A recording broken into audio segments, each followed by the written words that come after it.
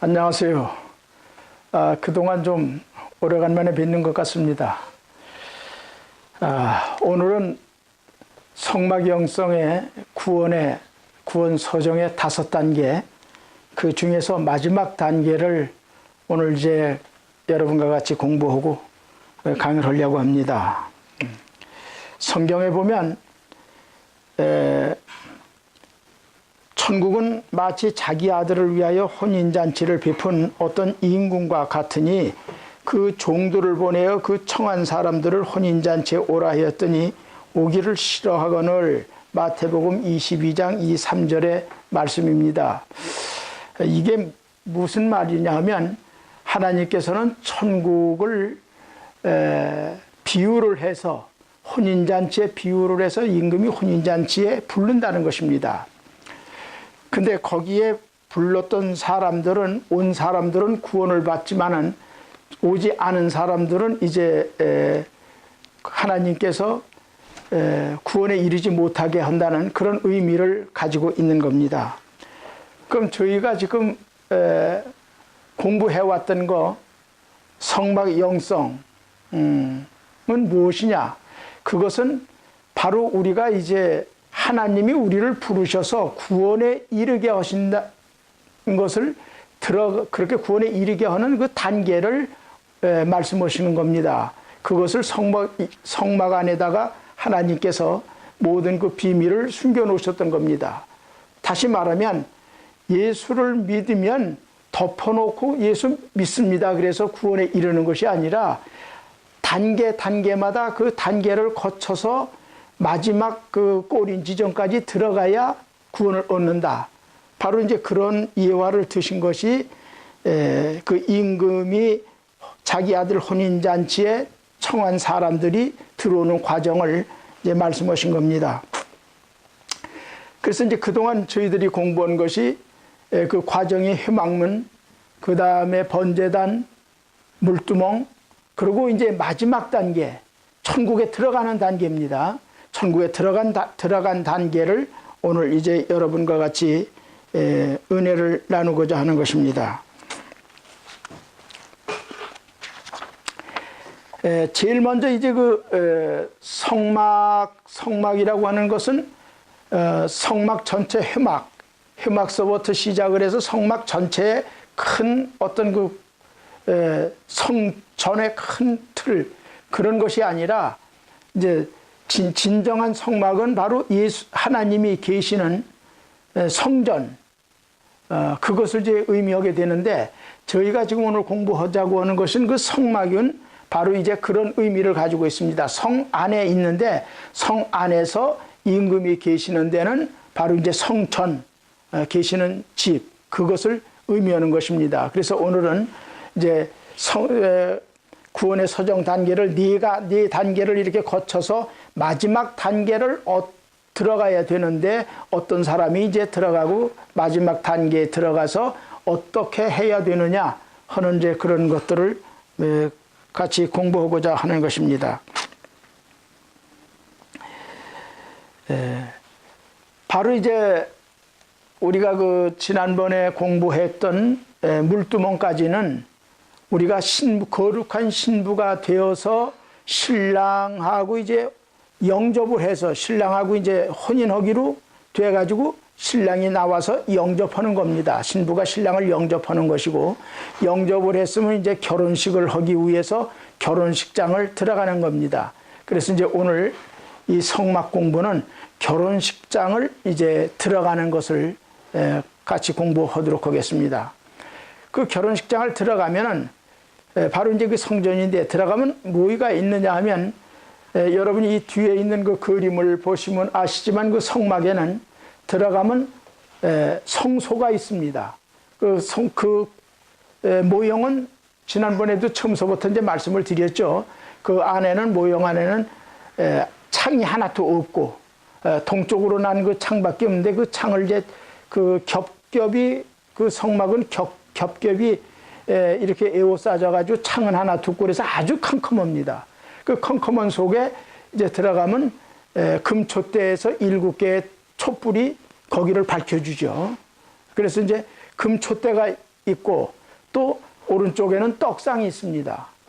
떡을 갖다가 두 줄로 해서 6개씩, 그래서 12개를 떡을 넣는 떡상이 이제 오른쪽에 있고, 그 다음에 이제 이 뒤쪽에는 뭐냐 하면 지성소 쪽으로는 분향단이 있죠. 그런데 그러면 그것을 그게 왜 거기 필요하느냐, 뭘 의미하느냐 하는 것입니다. 그게 중요합니다. 바로 우리가 이제 예를 들어서 결혼식을 하면은, 결혼식 한 다음에 뭘 하겠습니까? 하면은 며느리한테 시어머니가 제일 먼저, 시어머니가 이제 물론 이제 결혼식 끝나고 나면은 패백이라고 그래서 부모님한테 인사하는 게 있고, 인사를 하면 이제 부모님께서 밤대추를 통해서 이제 이렇게 던져주시면서 덕담을 하시죠. 잘 살아라. 애들을 몇 명만 낳아라. 뭐 이렇게 덕담을 하세요. 그러고 나서 이제 집살이를 하면서 제일 먼저 해주는 것이 시부모가, 시어머니가 며느리를 데리고 앉혀놓고서 이제 그 집의 내력을 알려줍니다. 이 집에는 너희 고조할아버지가 영의정을 지냈다든지, 정조할아버지가 뭘 지내셨고, 이 집의 전통이 뭐고, 이 집의 가문의 그 전에 내려오는 어떤 그 가풍이 있는데 가풍은 뭐이고, 그 다음에 이제 시아버지, 너희 남편, 시어머니의 성격이라든지 뭐 이런 걸 하면서 하여튼 잘 살아라 뭐 이런 걸 일러주지 않습니까? 그래야 거기 들어가서 낯선 데 들어가서 이제 그게 적응을 해 가면서 살아가는 거죠. 그와 마찬가지로 하나님께서도 우리를 이제 부르셔서 그 성소에 들어가게 되는데, 성소 안에 들어가서 뭘 가리키겠습니까? 하나님의 깊은 이제 어떤 그 단계, 하나님의 뜻, 뭐 이런 걸 가리켜서 하늘의 법도를 가리켜 주는 것이 바로 정상이 아니겠습니까? 그래서 바로 그 지성소 안에는 그냥 들어가서 형식적으로다, 여긴 떡을 넣는 거, 그래서 뭐 매일 아침에 떡을 넣는다. 이건 불은 그냥 항상 어두우니까 켜놔야 된다. 그저 맨날 그저 하나님한테 조상에게 하듯이 향이나 피워놓고, 그렇게 간단한 것이 아닙니다. 그런 걸 하기 위해서 하나님이 이걸 만들어 놓은 게 아니고, 거기에는 깊은 의미가 있는 것을 우리가 이제 공부를 합니다. 그러면 제일 먼저 떡상에 대해서 제가 말씀을 드리겠습니다. 떡상은 뭐냐? 그 떡상은 12개의 이제 떡을 아침마다 이제 갈죠. 갈아 놓는데, 그 떡의 의미는 여러 가지 의미가 있습니다.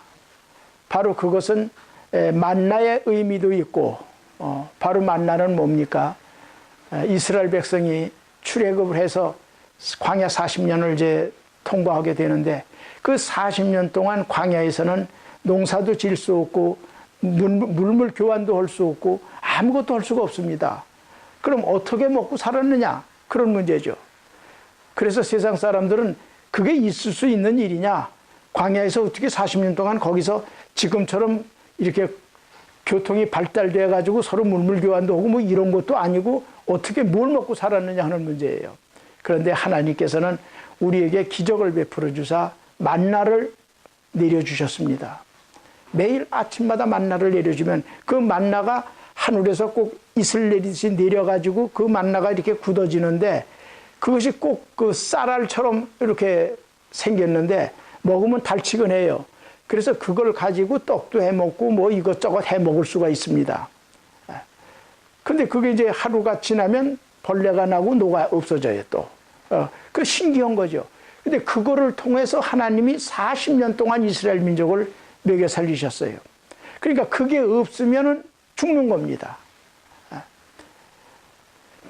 주님께서 마태복음에 뭐라고 말씀하시냐 하면, 너희가 떡으로만 사는 것이 아니라 하나님의 말씀으로 사는 것이다, 이렇게 말씀을 하셨어요. 밥은 먹어야 삽니다. 먹어야 사는데 그 밥보다 더 중요한 게 뭐냐면, 하나님의 말씀은 밥도 생명을 살리는 거지만 그거보다 하나님의 말씀은 우리의 영혼을 살리는 거기 때문에, 영혼이 죽으면 이것은 아무리 육신적으로 밥을 많이 먹고 산다고 해도 하나님이, 영이 우리가 죽으면 죽은 겁니다. 그건 살았다 할 수가 없어요. 그래서 하나님께서 이제 그 말씀을 하십니다. 너희가 먹고 사는 거 중요하지만 떡으로만 너희가 살아서는 안 돼. 그거는 짐승같이 되는 거야. 사람이라고 한다면 영의 말씀을 먹고 살아야 그 사람이 사람 노릇하고 정상적인 사람이야. 그 말씀을 하시는 겁니다. 그래서 이제 그런 말씀이라고 하는 의미도 있고, 바로 이제 그것이 생명이라고 하는 의미도 있고, 또 한편으로는 이스라엘 민족을 12부족, 이스라엘이 12부족이 있죠. 그 야곱의 이제 자녀들이 12 아닙니까? 그 12이 애굽에 가서 민족을 이루었습니다. 그래서 이제 그 12부족, 자기 조상이 12명이니까 그 부족을 상징하는 12지파를 상징하는 것이 또 12 전에 그 떡입니다. 바로 그것이. 그런 의미도 있고 여러 가지 의미가 있지만은 진정한 것은 뭐냐면 더 깊은 단계를 일러주는 겁니다. 그 뭐냐면 그 집의 내력 또는 가풍, 가문의 가풍 이런 거를 일러주는 거예요. 그럼 떡이라고 하는 것이 뭐냐? 뭘 의미하는 것이냐? 떡은 바로 말씀은 하나님이 말씀이기 때문에 하나님 아버지를 의미하는 것입니다. 태초에 최초로 말씀으로 세상을 창조했습니다. 그래서 요한복음에 뭐라 그랬습니까? 요한복음 1장 1절에 말씀이 곧 하나님이니라 이렇게 말씀을 하세요. 이제 거기서 하나님 아버지는 뭐고 그럼 아들은 뭐고 뭐 그래서 삼위일체가 이제 설명이 되어지는 과정인데, 그래서 그 떡상이라고 하는 것은 하나님 아버지를 의미하는데, 그 하나님의 아버지에서 그럼 우리가 뭘 배울 거냐? 바로 거기서 하나님께서는 하나님 아버지는 주권자다 하는 것을 말씀하고 있습니다. 주권이라는 게 뭡니까? 주권은 모든 것을 다 관리하고 생사화복을 만들고 그런 것이 그 주권자죠. 죽고 살고 하는 게 전부 다 주권자 손에 달렸습니다. 그래서 이 세상을 창조하고 안 하고 망하게 하고 흥하게 하는 거 모든 것이 주권자 손에 달리지 않았습니까? 이 땅에서 주권자는 누굽니까? 지금은 국민이 주권자라고 하지만 옛날에는 임금이 왕이 주권자예요. 그래서 그분이 왕이 모든 걸 명령하면 사형도 되고 살릴 수도 있고 이런 거 아닙니까? 그 바로 이제 그것은 뭐냐면 오늘날에는 옛날에는 독재 시절에는 왕 마음대로 했지만은 그렇게 만들어지는 과정이 국민이 주권자이기 때문에 국민이 의회 정치를 통해서 법을 만들어서 누가 만드는 겁니까? 그게 국민이 만드는 거예요. 만들어서 놓고 왕 보고 이렇게 이대로 해라 이런 거죠.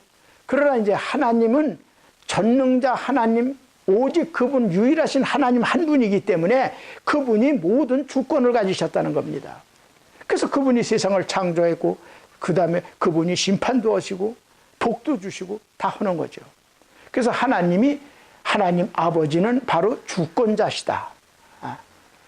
그래서 제일 먼저 그분이 먼저 나오는 거예요. 주권자가 있어야 모든 것이 생사화복이 거기서부터 출발을 하기 때문에 그분이 하나님 떡상으로 예표돼서 그분이 먼저 나오셔서 떡상에서 그거를 우리에게 일러주는 것입니다. 이 주권이라고 하는 것은 정말 무서운 거죠.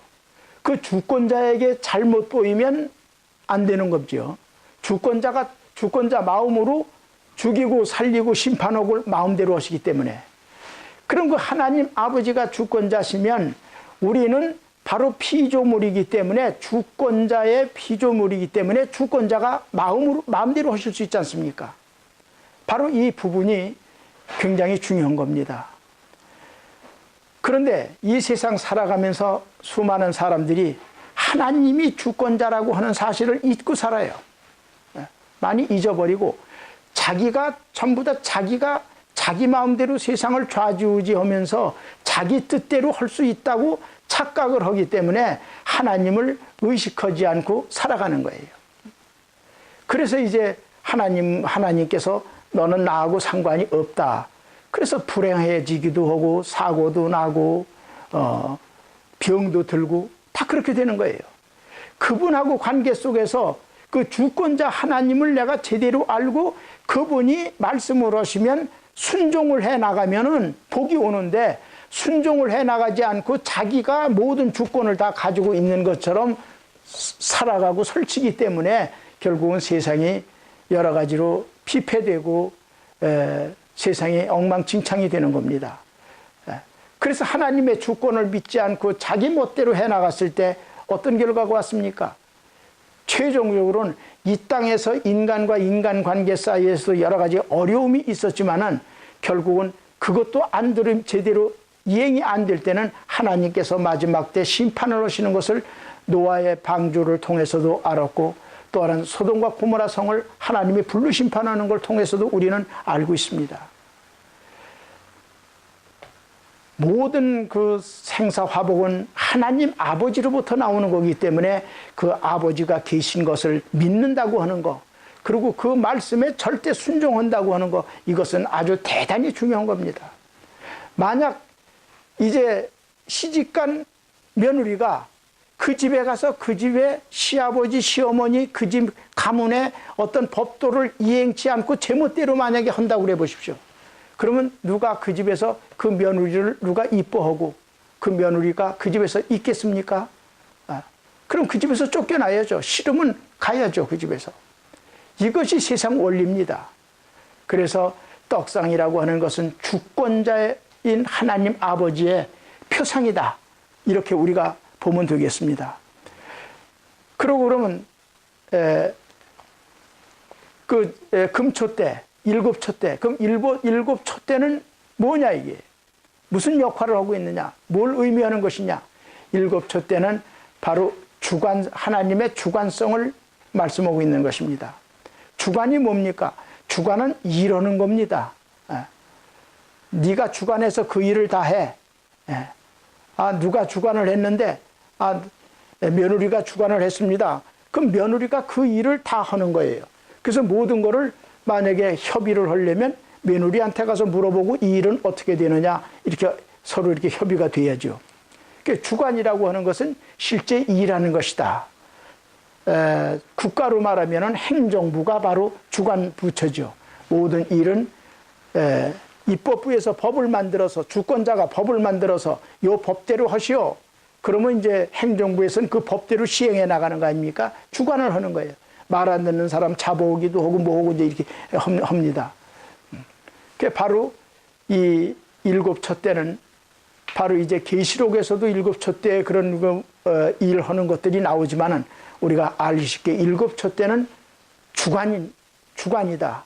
주관하시는 하나님. 그 주관하시는 하나님은 그 뭐냐? 바로 성령님이다, 이런 얘기예요. 창세기 1장 2절에서 나왔지만은 뭡니까?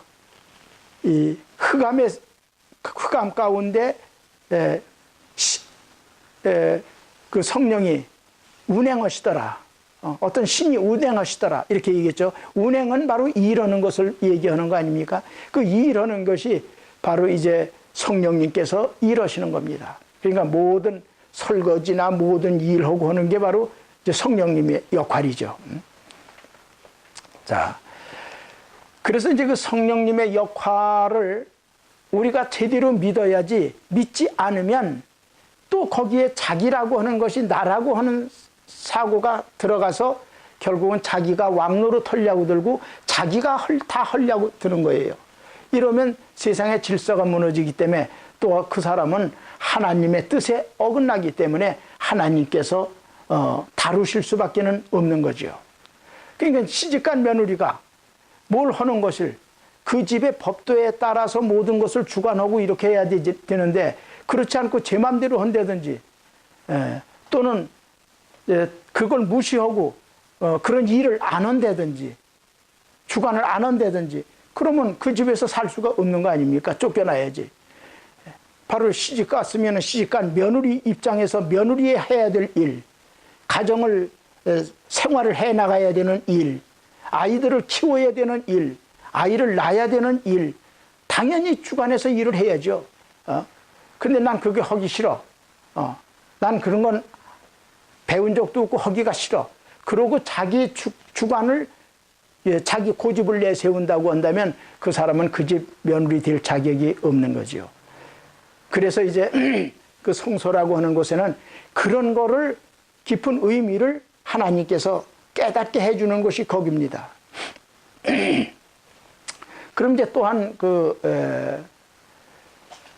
분향단이 나오죠. 분향단은 뭐냐면 바로 이제 기도드리는 자리인데, 그 분향단은 이제 쉴 새 없이 분향단을 이제 꺼치지 않고 이렇게 키워야 됩니다. 그래서 그 향이 하늘로 올라가기 때문에 그것은 이제 기도하는 자리다 이렇게 얘기를 하는데, 그 기도하는 자리는 뭡니까? 바로 예수 그리스도를 의미합니다. 예수 그리스도는 이 땅에 오셔서 한시도 빼지 않고 계속 기도를 하십니다. 그 왜 그러냐 하면 하나님의 뜻을 받들어서 그 뜻대로 행하겠다는 겁니다. 그래서 그 자리는 어떤 의미를 가지고 있느냐 하면 공의성을 가지고 있습니다. 공의로우신 하나님, 공의로우신 하나님이 바로 예수님입니다. 그건 뭘 의미하느냐? 바로 이제 세상적으로 이 국가적으로 말하면 법조계를 얘기하죠. 입법, 행정, 사법. 사법은 법 아닙니까? 법조계 아닙니까? 그 사법부를 이제 하고 같은 역할을 하시는데, 사법부에서는 뭐를 해야 됩니까?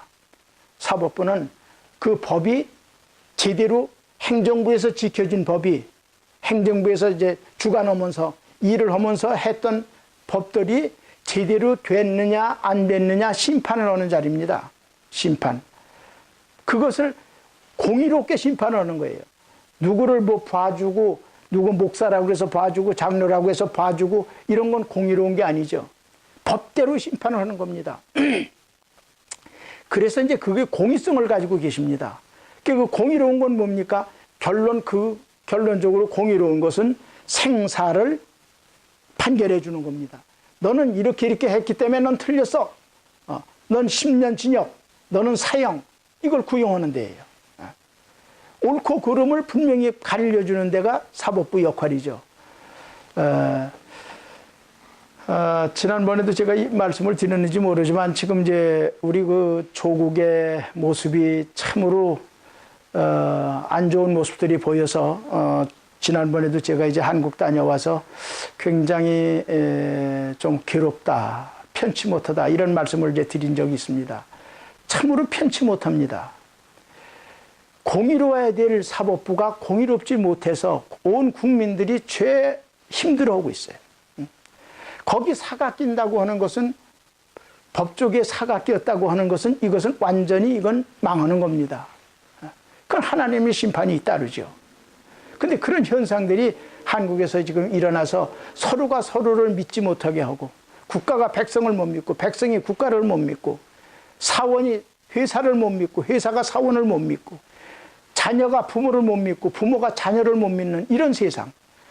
스승과 사제지간에 제자가 선생을 우습게 여기고 선생을 믿지 못해. 또 선생은 제자를 믿지 못해. 그래가지고 벌어지는 일들. 이것은 하나님께서 만드신 기본적인 원칙, 기본 질서가 허물어지기 때문에 그런 세상은 윤리 도덕이 다 무너지고 망개질 수밖에 없고 멸망할 수밖에 없는 겁니다. 이것이 오늘날 우리 그 조국 모습인 것을 보면서 왜 그렇게 갔느냐? 누가 그것을 깊이 연구하는 사람들도 없어. 그냥 현상만 바라보고, 모세가 이스라엘 백성을 끌고서 이제 광야로 나오면서 제일 먼저 이제 그 시험이 든 게 뭡니까? 홍해바다예요. 홍해바다 와가지고 우린 어떻게 하느냐, 난리를 치고 왜 데려왔느냐? 그들에게는 하나님이 없고 원망만 남아 있습니다. 하나님을 믿지 못합니다. 주권자 하나님을 믿지 못하고, 주관자 하나님을 믿지 못했고, 공의로운 하나님을 절대 믿지 못했기 때문에 그들은 어려운 시험 앞에서는 갈팡질팡하고 우왕좌왕하고 두려울 수밖에 없었던 겁니다. 바로 이것이, 그런 하나님의 어떤 원론적인 원칙이 이 세상에 적용하라고 하나님께서 만들어 놓으셨는데, 그것이 적용이 안 되는 세상은 결국은 불행과 고난과 고통과 죽음밖에 없게 되는 겁니다. 이것이 우리 세상입니다.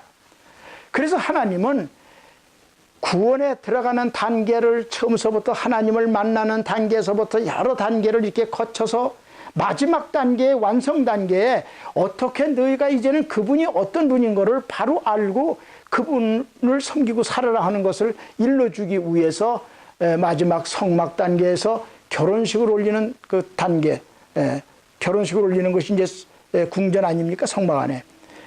그 단계를 우리에게 표상으로 일러주시고 만들었던 것입니다. 얼마나 감사합니까?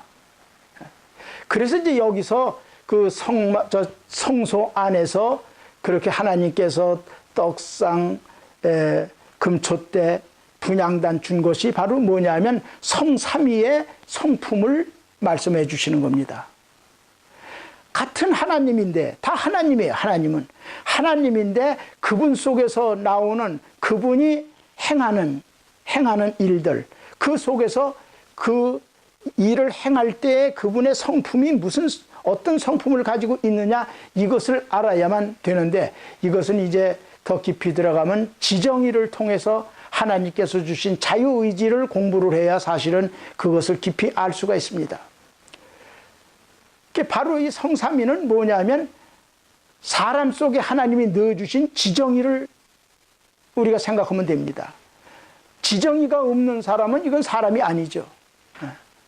만약에 지정의 중에서 지가 없다고 그러면 머리통이 없는 건데, 그건 아무 개념도 없는 바보입니다. 또 그 다음에 정이 없다고 그래도 이건 정은 가슴입니다. 근데 정이 없으면 그 사람은 아무 개념이 또 없어. 정이 있기 때문에 서로가 서로 사랑하고 교통하게 되고 모든 걸 이해하고 용서하고 이런 것이지, 정이 없는 아주 각박한 어떤 마음만 있다고 한다면 이 세상이 얼마나 각박하고 세상을 살 가치, 그런 걸 느끼지 못할 겁니다. 그러니까 정이 있어야 돼. 그 다음에 뭡니까? 마지막에 의지가 있어야 됩니다. 정까지 내려왔으면 의지가 이제 행동으로 표출이 되는데, 행동이 없는 것은 성경에 뭐라고 그랬습니까? 야고보에서 행함이 없는 믿음은 죽은 믿음이라고 말씀을 하고 있습니다. 그럼 이 세 가지가 뭐냐? 세 가지가 하나입니다. 한 사람 속에 세 가지의 그 성품을 가지고 그것이 조화를 이루면서 살아갈 때 그 사람이 정말 자유의지를 가지고 사람답게 의롭게 정의롭게 진실하게 살아갈 수가 있는 겁니다. 근데 지금 우리가 사는 이 세상은 그것이 조화를 이루지 못하고 살기 때문에 참으로 불행한 세상이 지금 되어가고 있어요. 점점. 자기 아니면 안 된다. 전부 다 나만 가져야 된다. 이래가지고 서로 아구다툼을 하고 사는 것이, 짐승만도 못하게 사는 것이 바로 이 세상의 모습인 것입니다. 이것은 종교를 하는 어떤 종교 지도자들만 갖는 것이 아니라, 이것은 하나님께서 창조하실 때 우리 인간을 하나님의 형상대로 만드셨기 때문에, 하나님은 하나님께서 성삼위일체, 하나님은 한 분이신데 그분이 그것을 행하는 데 있어서는 머리로 행하는 게 있고, 그래서 머리로 행하는 것은 뭡니까? 플랜을 짜는 겁니다. 그리고 말씀을 선포하는 거예요. 그럼 그걸 받아서 성령님은 시행을 해가는 겁니다. 성령이 내려서 시행을 해가고. 그래도 그것을 이제 제대로 됐나 안 됐나 심판을 하시는 것은 바로 예수님, 하나님의 아들로 오신 예수님. 근데 그 세 역할을 하시는 그분이 한 분이신데, 그 성품에 따라서 그 머리로 해야 되는 일을 또 이렇게 해주고, 가슴으로 해야 되는 일을 하시고, 또 행위로다 맹겨지는 의지의 일을 하고, 이것을 우리가 제대로 깨닫게 하기 위해서 하나님께서는 그것을 말씀하시는 겁니다.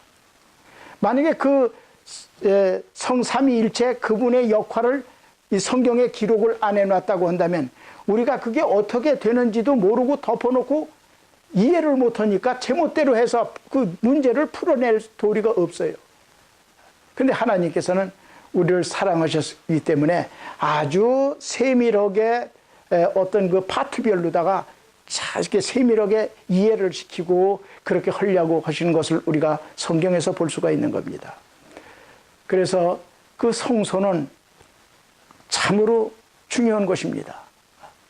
그동안은 그저 우리가 어떻게 됐습니까? 회막문에 들어와서 이제 하나님을 어느 정도는 알게 되죠. 저분이 하나님인데 저분이 우리를 만들었다고 그런다. 근데 그분의 말씀을 어겼기 때문에 죄가 된다. 그래서 너희가 회개를 해야 된다. 그 회개했으면 어떻게 해야 되느냐? 회개하면은 우리는 죄를 가지고 있기 때문에 죽을 수밖에 없기 때문에 우리가 옛사람이 죽어야 되고 새로 거듭나야 된다. 그 옛사람이 죽는 게 번제단인데 그 번제단에서 정말 내가 죽어야 되겠구나. 그래서 이제 거기서 죽고 나면 그럼 죽고 나서 이제 거듭나야 되는데 거듭나려면 어떻게 해야 되느냐? 거룩한 삶을 살아야 된다. 거룩한 삶은 뭡니까? 정의로운 삶이에요. 신실한 삶, 진실한 삶, 선으로 사는 사람, 이런 것들이에요. 그래서 그렇게 살아와야 비로소 신부로서 자격을 얻게 되는 거예요.